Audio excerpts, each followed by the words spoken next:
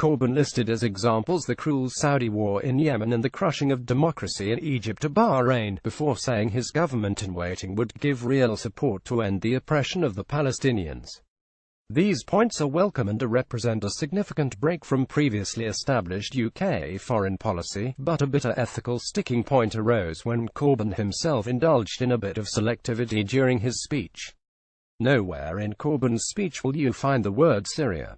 Nowhere in Corbyn's speech will you find condemnations of the genocidal violence or ethnic cleansing being carried out by the Assad regime, Iran and Russia against free Syrians. The cruel war being waged by Assad, Iran and Russia against the Syrians, leading to the death and injury of more than 1 million people, not to mention the ethnic cleansing of millions more, was entirely omitted. The destruction of an entire country was not even mentioned once. It ought to be astonishing that someone pitching to be the next Prime Minister of the UK would completely disregard a conflict that has been so central to world events in recent years, never mind the fact that the speech coincided with a brutal bombardment of Idlib by Assad's forces and Russia. It really was not so surprising, however, considering Corbyn's personal ideology on intervention and how far Syria has slipped down the hierarchy of political interest. For a man who has supported, rightfully and within the context of Palestinian resistance, this is a monstrous double standard. One must understand that while Corbyn's unique selling point is to do things differently to previous Labour and Tory governments, his policies are more rearrangements than fundamental overhauls. For Corbyn is entirely correct, one cannot be selective when it comes to championing or concretely supporting democracy and human rights. One cannot selectively apply principles of opposition to oppression in one area, while supporting or ignoring it in another area. And this is precisely what previous British governments and Mr. Corbyn have in common. While he wants the British government, presumably his government, to concretely end the oppression of Palestinians and end Saudi Arabia's vicious war in Yemen, he has been one of the most consistent voices in advocating that nothing be done to aid Syrians fighting for liberty against Assad. Take, for example, his intervention in a debate on the EU arms embargo on Syria in May 2013. Here, the thin backbench MP warns against supplying arms to people the Syrian rebels we do not know, associating the rebellion to the way the USA raced to supply arms to the opposition in Afghanistan in 1979, which gave birth to the Taliban and, ultimately, Al-Qaeda. This has been a consistent line of Corbyn since the revolution in Syria began, both in his capacity as an MP and in his former role as the chairman of the notoriously Assad and Russia-friendly Stop the War coalition STWC. It was during his time at the organization that they invited Mother Agnes Mariam, a notorious paid propagandist for Assad and a supporter of his genocidal war effort, to their annual peace conference. Corbyn has persisted with the will to conflate the Syrian rebels with Al-Qaeda and Islamist extremism since becoming leader of the opposition. During the 2015 debate on UK airstrikes on his targets in Syria, former PM David E. Cameron made the accurate if not conservative estimate that there were at least 70,000 anti-IS and anti-Assad Syrian rebels on the ground.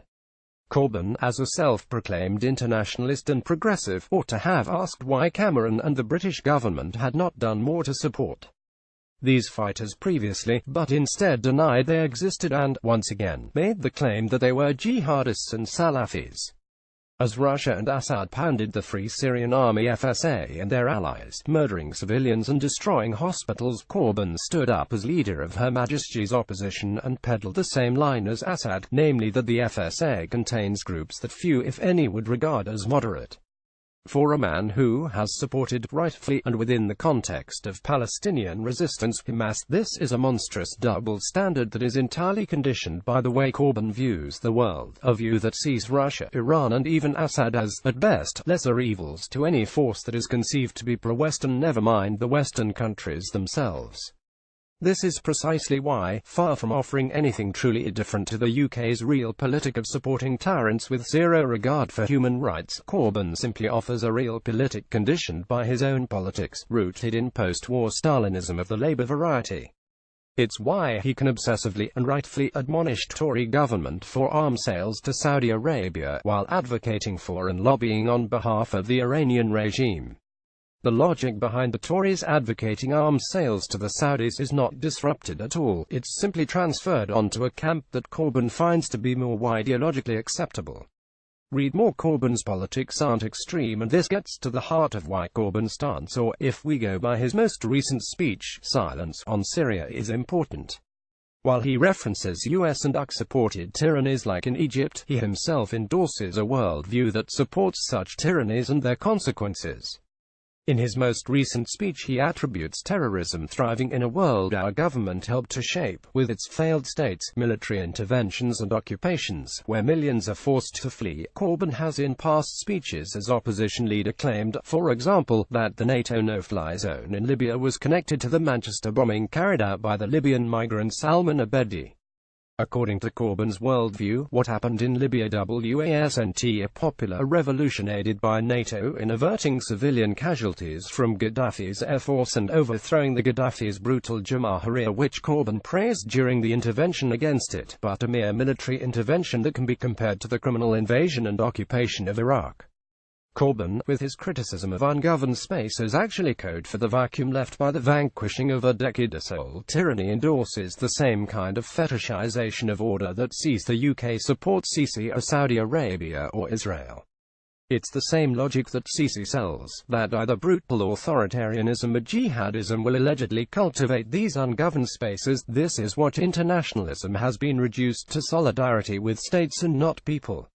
Abstract and idealized notions of anti-imperialism versus the reality of multipolarity and living struggles against oppressors. This is precisely why you'll never hear from Corbyn about the fact that Libya is split by two nominally democratic bodies vying for state hegemony, ones that united and vanquished is, or about the great strides the civil revolution in Syria made.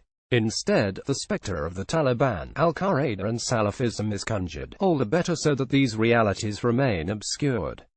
This is what internationalism has been reduced to: solidarity with states and not people. One might say that singling out Jeremy Corbyn is quite odd when those in power have allowed fascism and counter-revolution to triumph in Syria, but it's precisely because Corbyn claims to represent an alternative to the status quo that necessitates this criticism. It's why when the Tory government so supinely dismissed the policy of dropping food, not bombs, into besieged areas of Syria, saving Syrians from starvation, Corbyn didn't say a word.